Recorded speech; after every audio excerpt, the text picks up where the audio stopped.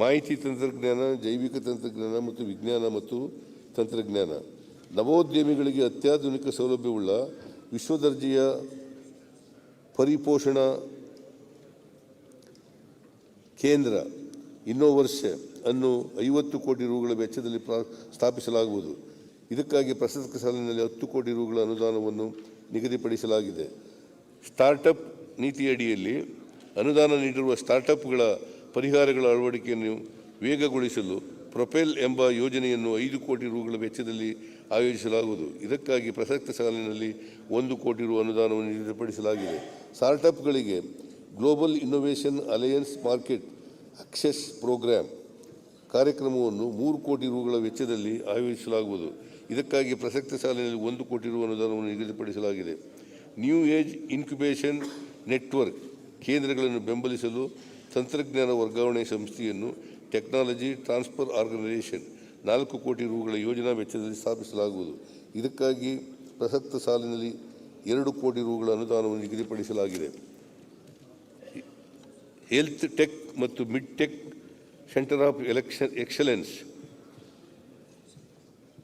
ಕೇಂದ್ರವನ್ನು 50 ಕೋಟಿ ರುಗಳ ವೆಚ್ಚದಲ್ಲಿ ಸ್ಥಾಪಿಸಲಾಗುವುದು. ಇದಕ್ಕಾಗಿ ಪ್ರಸಕ್ತ ಸಾಲಿನಲ್ಲಿ 10 ಕೋಟಿ ರುಗಳ ಅನುದಾನವನ್ನು ನಿಗದಿಪಡಿಸಲಾಗಿದೆ.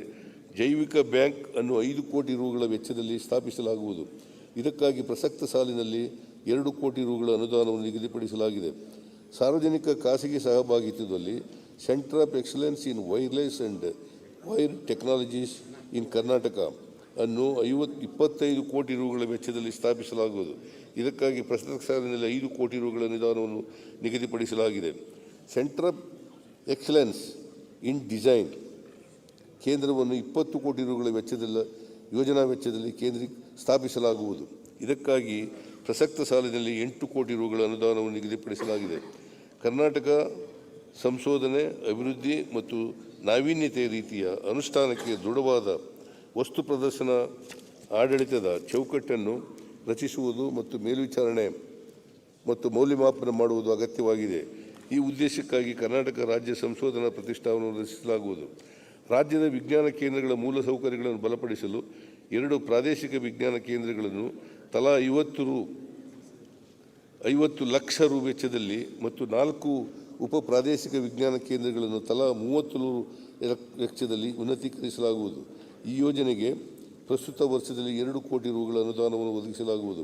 ಸಂಶೋಧನೆ ಮತ್ತು ನಾವೀನ್ಯತೆ ವ್ಯವಸ್ಥೆಯ ಉದ್ಯಮಗಳು, ವಿಶ್ವವಿದ್ಯಾನಿಲಯಗಳು, ಸಂಶೋಧನಾ ಸಂಸ್ಥೆಗಳು ಮತ್ತು ಸರ್ಕಾರಗಳು ಸೇರಿದಂತೆ ಇವರ ನಡುವಿನ ಸಂಬಂಧಗಳ ಸಂಕೀರ್ಣ ವ್ಯವಸ್ಥೆಯಾಗಿದೆ.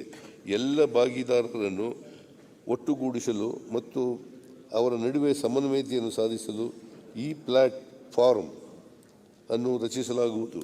ಸ್ಥಳೀಯ ಸಮಸ್ಯೆಗಳನ್ನು ಬಗೆಹರಿಸಲು ರೈತರು, ಕುಶಲಕರ್ಮಿಗಳು, ಕಾರ್ಮಿಕರು, ಯಂತ್ರಕಾರರು ಮತ್ತು ಸಾಮಾನ್ಯ ಜನರು ರಚಿಸಿದ ತಳಹಂತದ ನಾವೀನ್ಯತೆಯನ್ನು ಗುರುತಿಸಿ ವ್ಯಾಖ್ಯಾನಿಸಲು ಮತ್ತು ಅವುಗಳ ಮೌಲ್ಯವನ್ನು ದೊರಕಿಸುವ ಮೂಲಕ ವಾಣಿಜ್ಯೀಕರಣಕ್ಕೆ ಬೆಂಬಲವನ್ನು ನೀಡುವ ಯೋಜನೆಗೆ 5 ಕೋಟಿ ರು ಒದಗಿಸಲಾಗುವುದು.